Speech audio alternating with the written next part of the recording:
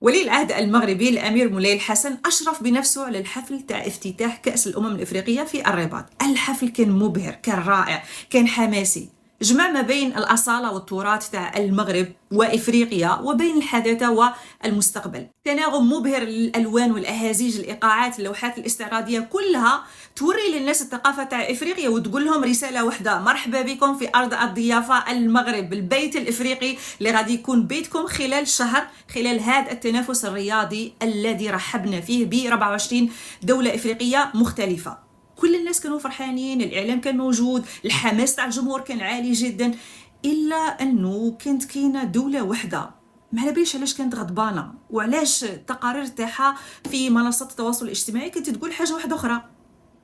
ما على باليش عليه يبكوا بزاف، وعليه يقول لك حتى حاجه ما هي عجبتنا في المغرب، لا لي زوتيل، لا الطرق، لا البنيه التحتيه، لا الحفل تاع الافتتاح، والو، تا الامطار اللي نزلت امطاره ما عجبتهمش.